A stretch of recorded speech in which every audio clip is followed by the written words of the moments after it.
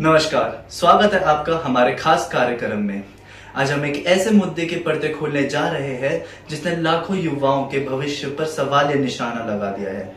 SSC के परीक्षा में हुई भारी गड़बड़ी अब सिर्फ एक तकनीकी या प्रशासनिक चूक नहीं बल्कि एक सुनियोजित साजिश की ओर इशारा कर रही है और ये संदेश के घेरे में जा रहा है देश का प्रतिष्ठित आईटी कंपनी टीसीएस।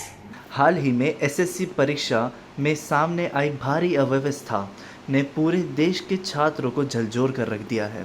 परीक्षा केंद्रों पर ताले जड़े मिले, स्टाफ नदारद था और कई जगह तो परीक्षा या तो रद्द हो गई या घंटों की देरी से शुरू हो सकी। शुरुआत में इन घटनाओं को महज तकनीकी गड़बड़ी करार दिया गया, लेकिन अब जो तथ्य सामने आए हैं वे एक संगठित साजिश की तरफ इशारा करते हैं।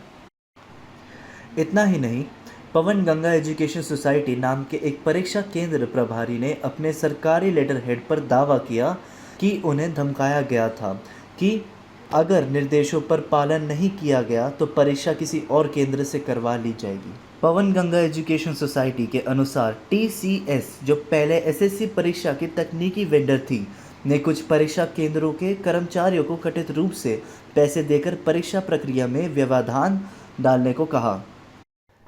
इन सनसनीखेज आरोपों के बाद सरकार ने इस मामले को गंभीरता से लिया है। एसएससी परीक्षा प्रक्रिया को अब प्रत्यक्ष सरकारी नियंत्रण में लिया गया है और टीसीएस की भूमिका को उच्च स्तरीय जांच के आदेश दिए गए हैं। यदि कंपनी दोषी पाई जाती है तो उसके खिलाफ सख्त कानूनी कार्रवाई तय मानी जा रही है। हर साल एसएससी परीक्षा में बैठने वाले लाखों युवा, विशेष रूप से छोटे शहरों और ग्रामीण पृष्ठभूमि से आने वाले छात्र इस परीक्षा को अपने भविष्य की नींव मानते हैं। इस तरह साजिशें न सिर्फ उनकी मेहनत और उम्मीद का अपमान है बल्कि उनके पूरे परिवार की स्थिरता और आय पर भी सीधा प्रभाव डालती है। तो अब बड़ा सवाल ये है, क्या एक कॉर्पोरेट कंपनी महज अपने लाभ के लिए लाखों छात्रों के भविष्य से खिलवाड़ कर सकती है?